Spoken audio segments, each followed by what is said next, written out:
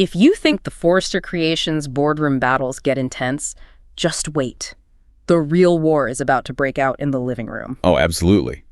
We're diving into that huge upcoming confrontation on The Bold and the Beautiful over Eric Forrester's secret design work. And we have some amazing insight. We've got an exclusive interview with John McCook, who plays Eric, and he really unpacks the whole thing. He does. Yeah. And it's not just about a plot twist. Yeah. This is, a deep look at a patriarch who is just refusing to fade away quietly. Right. And this whole thing kicks off because Katie and Bill, they decide to drop a bomb. They march right over and tell Ridge and Brooke that the secret designer behind the Logan line, it's Eric. And you'd think the reaction would be like, wow, Dad still got it.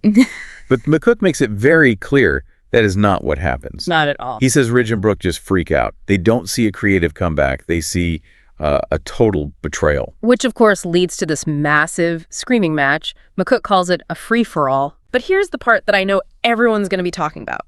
Right in the middle of this huge fight, Eric suddenly can't breathe. And I loved McCook's take on this because he was so honest. He said he went to the writers and was like, wait a second. What's going on here? Yeah, he basically said, I'm holding a pencil. I'm sketching a gown. Why am I collapsing? It's not exactly strenuous labor. It's a sketch pad, not a triathlon. It felt a little over the top, even for a soap. But the writers explained it to him. It's not about the physical work. It's a metaphor. Okay. It's the emotional pressure of the secret, of the fight with his own son.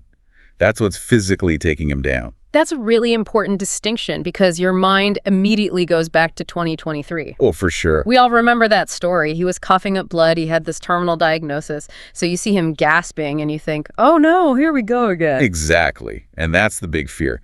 But McCook is really firm on this point. This is not a relapse of that old illness. So it's something new. It's a new narrative device is what he called it.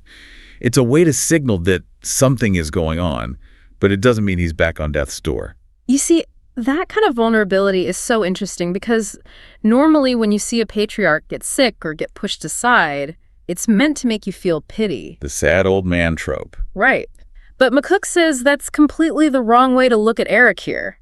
He's not sad. No, not at all. He's furious. Yeah. He said Eric wasn't pitiful about Ridge putting him out to pasture.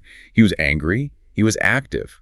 So the secret designing, that wasn't just a hobby to keep him busy. Not at all. It was an insurgency. It was an act of defiance. He's fighting back. He's refusing to be retired. Precisely. But anger is what's driving him, which makes the whole medical thing so ironic because his spirit is ready for war. But his body can't quite keep up with the stress of it. Exactly. He's fighting his family, and he's fighting his own body's reaction to that fight. So the family sees him as this frail man who needs to be protected, but what he really wants is just to get his throne back. Which brings us to the really fascinating part of this whole narrative device. If you think about it, what happens when he can't breathe? The fighting stops instantly. The fighting stops. You can't scream at someone who is gasping for air. See, his physical weakness Becomes his greatest strength. It's the ultimate leverage. They might just back off and give him what he wants out of guilt or fear for his health. So it's a checkmate disguised as a medical crisis. Whether he means for it to happen or not, it might be the only thing that lets him win. Wow. A great breakdown. Thanks for joining us on this deep dive.